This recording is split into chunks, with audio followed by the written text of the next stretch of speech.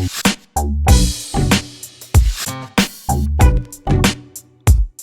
everybody, this is Innocent here and welcome to day 22 of the Redstone Advent Calendar. And today we're going to go slightly bigger. Today we're going to take a look at a redstone building technique called bussing. This is a building technique that you can make very complex systems very easily. So bussing basically means that we have long redstone lines, they can be much longer, and then we hook up each position where something needs to be powered. We hook up to one of these buses. And then we basically build redstone on top of these buses to make a kind of a program in which order these must be powered, the powered positions. And that makes redstoning very easy. And now I thought I'm going to bus a quad piston extender on camera to show you how to do that. A quick thing I want to say before starting is there is no way to do bussing. Everybody busses a little bit different. But I'm now going to show you a technique called one-tick bussing. That means that you have a one-tick monostable circuit that you should recognize out of the monostable circuit video, and hook up this one-tick monostable circuit to the position, which means that you will provide a one-tick pulse to a piston that he leaves the block at the front, and that makes it easier in my opinion, but everybody does it a little bit different. This was just a quick thing I want to say before starting. Another thing is how you connect these lines. You can totally decide yourself. I just show you how I do it, and everybody does this a little bit different.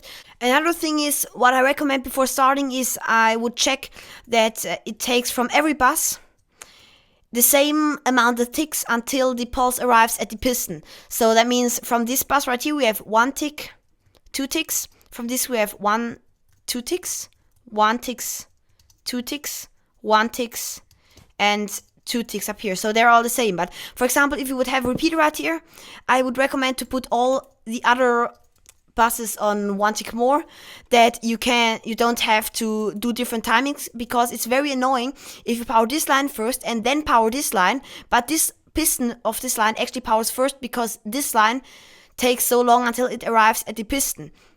Another thing I want to quick mention is never put a repeater after a 1-tick monostable on more than 1 ticks.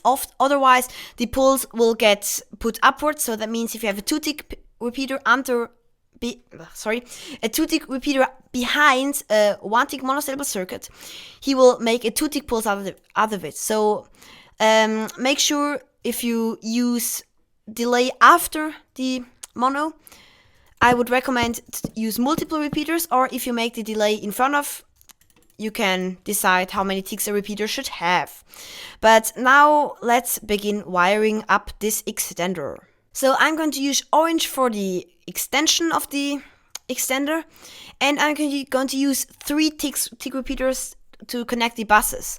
So that means there will be a 3-tick pulse traveling on top of these buses, and there will be 3 ticks delay until one bus goes to the next bus.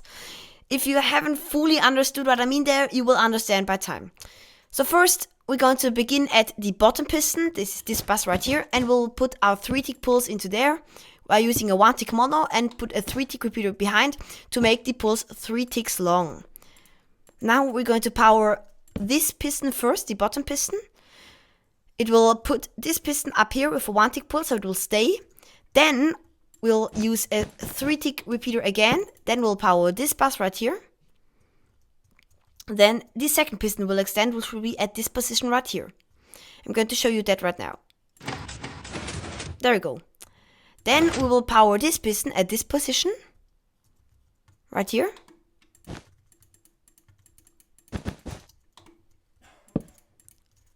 Like this.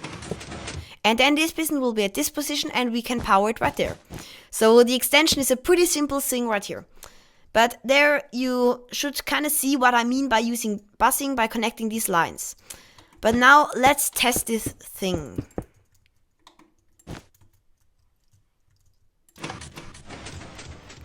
And it worked. Awesome. So now we can begin the closing. So I'm going to do the closing in dark green, and we will put a falling edge monostable circuit right here.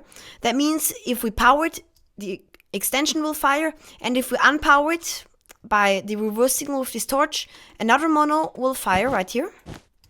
And this mono will start the retraction process. So we're going to put this a little bit higher now. Right there. Now this torch will activate if this redstone deactivates. So we have a falling edge monostable right here. And now the first thing we have to power is the top piston. So let's first power the top bus right here. From right here.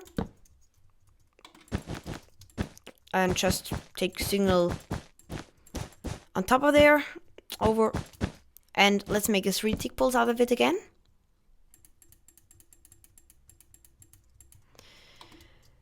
Then we have powered this piston, then we have to power the piston underneath, like this. Now, let's test that first. Awesome. Now we have to power the top piston again. And we can basically just do that by putting the signal back upwards there and using a bit of redstone to connect these. Now, let's power this, then this will power. Then we have to power this one. So we basically just take this bus right here, power it, and just check that the delays are right. So we have to power 3 ticks after this one, so we can basically just wrap it around right like this. Then we have to power this repeater right here. So let's put the signal back to right here.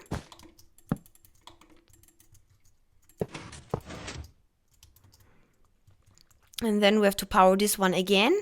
So we must power this line again in some way. So we can use the same block right here. Put the 3 tick repeater on there. We could do the signal right there. Then we can use redstone there. Okay, we have 1, 2 ticks there. So we have to have some more ticks.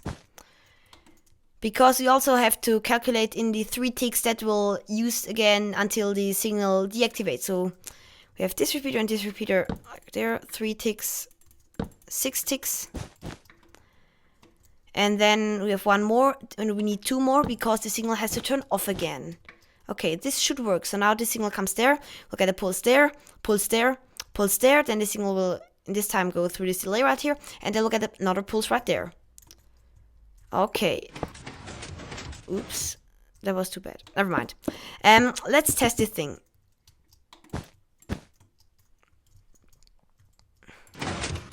Extension works. Awesome.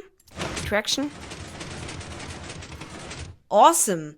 So as far as we got it right now, the retraction works too. So now all we have to do is power the bottom piston and all pistons row upwards. So let's begin right here with this piston. So let's power this bus first. Using a 3 tick repeater right here. And actually, while this one is doing its grabbing down, we can already grab this piston while this is pulling its block down, which means we can actually pulse them at the same time. That makes the whole system a little bit faster. Okay, awesome. Then we have to grab this piston using this line. So we can basically do the same thing as before, just wrap the signal back around. Like this. Then we have to power the same line again. Now I have to use a bit of delay. Let's just do this right here. 3 tick repeater. And add some more repeaters right here. So I think we need 2. Yep. So we have 1 until the signal is there, another 1 until, let's take 1 more, just for safety. Possible that it won't work otherwise. Okay, then we grab this one, and all we have to do then is power this bus right here. And that's not that difficult, because we can basically just hook this up like this, and actually it should be done now. Let's check if it works. Okay, extension should work, yes. Let's see the retraction.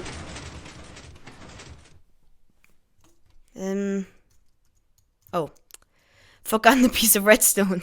That's embarrassing. Never mind. Okay, let's try again. Extend this and retract it. Yeah, awesome. Now let's see, maybe we can reduce this repeater. I'm not sure. Reduce it to some ticks, some less.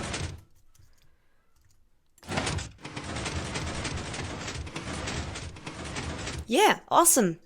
So there we go. I hope you understand now a bit more how busing works.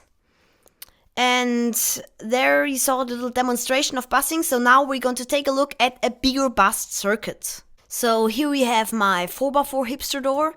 And as you see, I've also used busing at this system.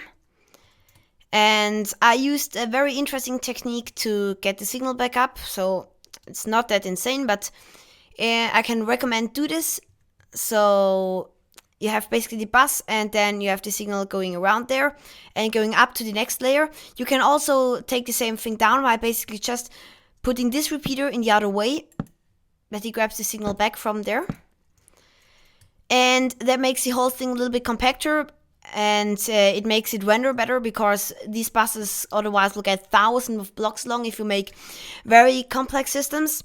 But this technique is very awesome to make complex systems, like for example this door right here.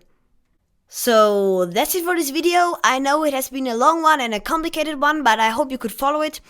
But thanks for watching, everybody. This has been Steve, and I'm going to see you tomorrow at day 23.